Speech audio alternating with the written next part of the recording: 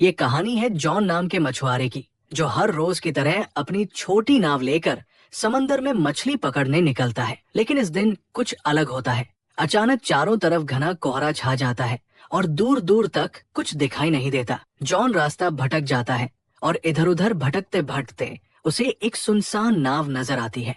जिज्ञासावश वो अपनी नाव उस नाव से बांधता है और अंदर जाकर देखने का फैसला करता है। जैसे ही वो उस नाव के भीतर जाता है, उसके होश उड़ जाते हैं। पूरी नाव खाली थी, न कोई इंसान, न कोई आवाज, बस रहस्यमयी सन्नाटा। जॉन जब उस रहस्यमयी नाव में गया तो सब कुछ बिल्कुल सामान्य लगा। खाना ताजा था, कपड़े करीने से रखे थे और हर जगह इंसानी मौजूदगी के संकेत थे। लेकिन वहाँ कोई था नहीं। वो नाव को चालू करने की कोशिश करता है, पर इंजन काम नहीं करता। इतने विशाल समुद्र में अकेली और खाली नाव देखकर जॉन हैरान रह जाता है। वो दूरबीन से चारों ओर देखने की कोशिश करता है, शायद कोई पास में हो, लेकिन घना कोहरा सब कुछ ढक चुका था। निराश होकर वो कंट्रोल रूम लौटता है और वहाँ पड़ा रेडियो ऑन करता है। मदद के लिए कोई संकेत भेजने के इरादे से जॉन ने रेडियो पर संदेश भेजा, ये नाव समंदर में फंसी है, कोई सुन रहा हो तो जवाब दे। संदेश भेजने के बाद उसने सोचा कि अब अपनी छोटी नाव से लौट जाना चाहिए। लेकिन जब वो बाहर आया तो उसकी नाव वहाँ नहीं थी, जबकि उसने उसे अच्छे से बांधा था। उसकी हैरानी और बढ़ गई जब देखा कि अब चारों ओर फैला कोहरा भी अचानक साफ हो गया था और आसमान एकदम खुला था। अब दोपहर का समय हो चुका था। जॉन को समझ नहीं आया कि ये सब क्या हो रहा है। वापस लौटने का कोई और रास्ता न देख वो उसी खाली जहाज पर लौट आया और नक्शे के सहारे रास्ता ढूंढने लगा। जॉन अब ये समझने की कोशिश करता है कि वो आखिर है कहाँ और अपने घर कैसे लौट सकता है। परेशानी ये थी कि उस रहस्यमयी नाव का इंजन खराब था। अगर उसे बचना था तो किसी भी हाल में इंजन को ठीक करना ही था। वो पूरे जहाज में टूल बॉक्स तलाशता है और कड़ी मेहनत के बाद इंजन ठीक कर लेता है। उसके लिए ये एक बड़ी राहत थी। अब नाव चालू हो चुकी थी और दिशा भी धीरे धीरे समझ आने लगी थी। लेकिन खतरा टला नहीं था। जॉन कंट्रोल रूम में जाकर फिर से रेडियो से संपर्क करता है, मगर इस बार भी कोई जवाब नहीं आता। सब कुछ अब भी रहस्य में डूबा था। फिर वो लड़का ऊपर आता है और उसे अचानक टॉयलेट जाना पड़ता है। कोई आसपास नहीं था तो वो सोचता है कि समंदर में ही कर लेता हूँ। जैसे ही वो किनारे जाता है, अचानक किसी ने पीछे से उसे धक्का दे दिया। वो सीधा पानी में गिरता है। हालत बेहद खतरनाक थी, लेकिन उसने रील को पकड़कर किसी तरह खुद को डूबने से बचा लिया। हवा और पानी का दबाव इतना ज्यादा था कि वापस नाव तक आना मुश्किल हो गया, मगर उसने हार नहीं मानी, हिम्मत जुटाई और धीरे धीरे रील के सहारे खुद को खींचते हुए फिर से नाव पर चढ़ाया। इस सब के बीच उसका काम पूरा नहीं हो पाया तो वो दोबारा टॉयलेट जाने लगा। जैसे ही वो नीचे पहुंचा, अचानक किसी ने जोर से दरवाजा बंद कर दिया। जॉन ने पहले इसे हवा का असर समझा और ध्यान नहीं दिया, लेकिन जब बाहर निकलने की कोशिश की तो देखा कि दरवाजा अंदर से बंद हो चुका है। अब वो हैरान रह गया। उसने दरवाजा खोलने की हर कोशिश की, यहाँ तक कि जेब से एक सिक्का निकालकर ताले में फंसाकर भी खोलने की कोशिश की, मगर सब बेकार गया। अब उसे लगने लगा कि इस जहाज पर वो अकेला नहीं है, कोई है जो उसे परेशान कर रहा है, जो दिखता नहीं लेकिन हर वक्त मौजूद है। उसे लगने लगा जैसे कोई उसके साथ बेरहमी से खेल रहा हो। वो जोर से चिल्लाया, कृपया जो भी हो दरवाजा खोल दो, मैं कोई चोर नहीं, बस देखने आया हूँ। लेकिन कोई जवाब नहीं आया। अब उसे समझ आ गया कि मदद की उम्मीद बेकार है। वो केबिन की तरफ बढ़ा और अंदर जाकर जो देखा उससे उसकी रूह कांप गई। वहाँ खून के धब्बे थे। डरावना माहौल था, पर उसने डर को नजरअंदाज किया और एक कैंची उठाकर दरवाजा खोलने की कोशिश की, लेकिन ताला अब भी नहीं खुला। तभी पूरी नाव जोर जोर से हिलने लगी, जैसे कुछ बड़ा होने वाला हो। जॉन बेहद घबराया हुआ था। तभी उसकी नजर ऊपर की एक खिड़की पर पड़ी। वो किसी तरह उस खिड़की से बाहर निकला और चारों ओर देखा। दूर से एक विशाल कार्गो जहाज उसकी ओर आता नजर आया। उसकी दिशा सीधी उसी नाव की ओर थी। जॉन को समझ आ गया कि अगर वो जहाज टकराया तो सब खत्म हो जाएगा।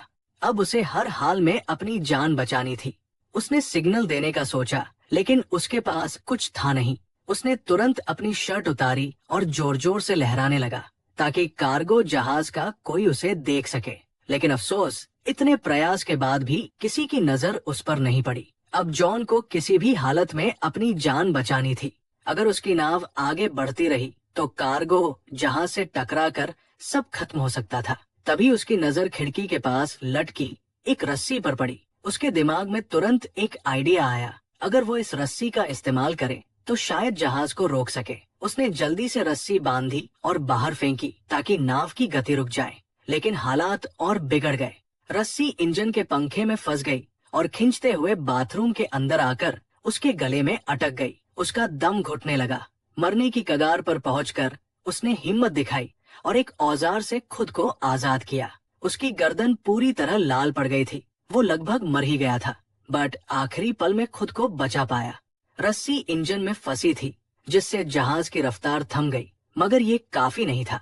भारी कार्गो जहाज फिर भी उससे टकरा गया। जोरदार टक्कर से उसका जहाज बुरी तरह हिल गया और जॉन जमीन पर गिरकर बेहोश हो गया। उसके सिर में गहरी चोट लगी थी। कुछ देर बाद जब उसे होश आया तो उसने देखा कि बाथरूम पानी से भर चुका था, मगर सबसे हैरान करने वाली बात यह थी कि वो समुद्र का खारा पानी नहीं, बल्कि एकदम साफ और मीठा पानी था, जैसे कोई जानबूझकर उसे डराने की कोशिश कर रहा हो। वो एक बार फिर टूटकर भीख मांगता है, चाहे तुम जो भी हो, प्लीज मुझे जाने दो। लेकिन फिर भी कोई जवाब नहीं आता। अब वो भूखा, प्यासा और बेहद कमजोर हो चुका था। जैसे तैसे उसने बाथरूम की शावर से पानी पिया, लेकिन जल्दी ही महसूस हुआ कि पानी खत्म हो गया है। फिर जब उसने सिंक से पानी पीना शुरू किया तो हैरान रह गया। अब वो पानी खारा हो चुका था। उसे तुरंत समझ आ गया कि नाव में कहीं छेद हो गया है और समुद्र का पानी अंदर आ रहा है। ये नाव अब ज्यादा देर नहीं टिकेगी। वो घबराकर दरवाजा खोलने की कोशिश करता है, लेकिन लगता है किसी ने उसे बाहर से बंद कर रखा है। रात का समय था और ऊपर से दिखा कि कोई अदृश्य, शायद दुष्ट शक्ति इस नाव को नियंत्रित कर रही थी। पानी तेजी से बढ़ रहा था और जॉन थककर सो गया। रात में समंदर में भयानक तूफान आया, जिससे नाव बुरी तरह टूट गई और जॉन भी गंभीर रूप से घायल हो गया। सुबह जब उसकी आंख खुली तो पानी सिर तक पहुंच चुका था, सिर्फ चेहरा बाहर था। अब उसे लगने लगा कि बस कुछ ही पल बचे हैं। तभी अचानक कहीं से क्लिक की हल्की आवाज सुनाई दी, जैसे कुछ खुला हो। जैसे ही जॉन ने हैंडल घुमाया, दरवाजा जोर की आवाज के साथ खुल गया। पानी का दबाव इतना ज्यादा था कि दरवाजा टूटकर नीचे गिर पड़ा और इसी तरह वो बाहर निकलने में कामयाब हुआ।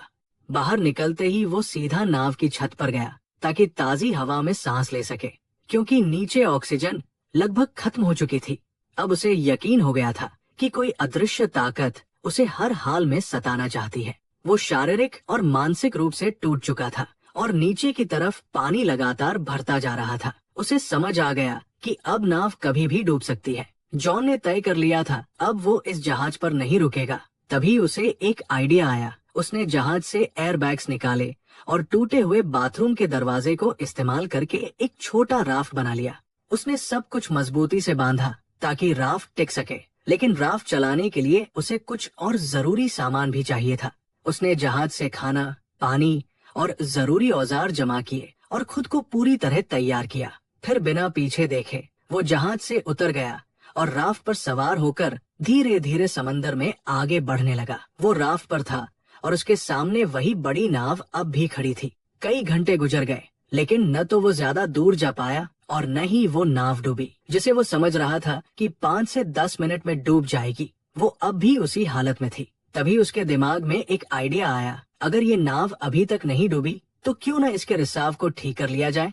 अगर ऐसा हो गया तो वो इस मजबूत नाव से आराम से सफर कर सकता है। ये सोचकर वो वापस नाव के पास गया। सबसे पहले उसने रिसाव को ठीक किया, फिर पाइप और औजारों से एक पंप तैयार किया ताकि पानी बाहर निकाला जा सके। उसने जो पंप बनाया था उसकी मदद से नाव में भरा समुद्र का पानी धीरे धीरे बाहर निकल गया। रिसाव ठीक करने और पानी हटाने के बाद उसने जहाज की बाकी दिक्कतें भी ठीक कर दी। साथ ही उसने बाहर से भी मरम्मत की ताकि आगे सफर में कोई और परेशानी न हो। काम खत्म होने के बाद उसने फिर से रेडियो से मदद मांगने की कोशिश की, लेकिन इस बार भी कोई जवाब नहीं आया। मायूस होकर वो वापस लौटा और नक्शा निकालकर एक बार फिर रास्ता समझने लगा।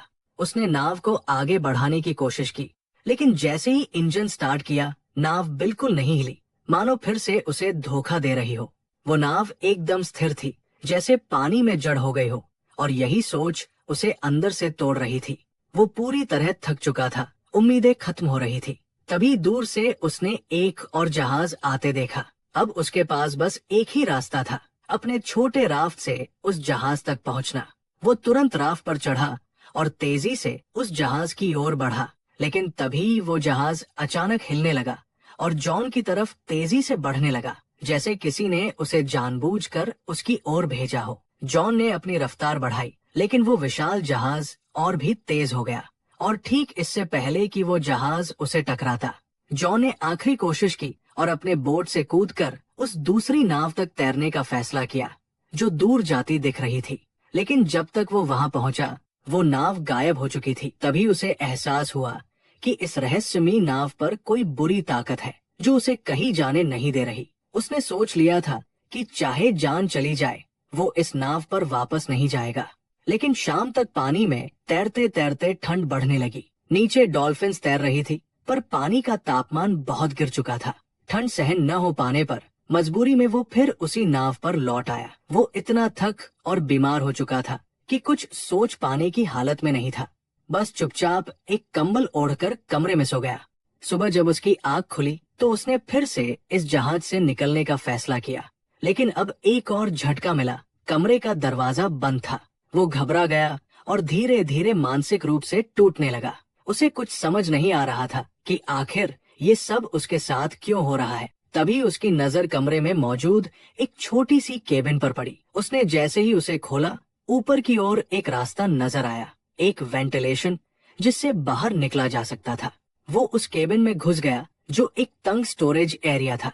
हर बार जब वो स्टोरेज एरिया से ऊपर चढ़ने की कोशिश करता, फिसलकर नीचे गिर जाता।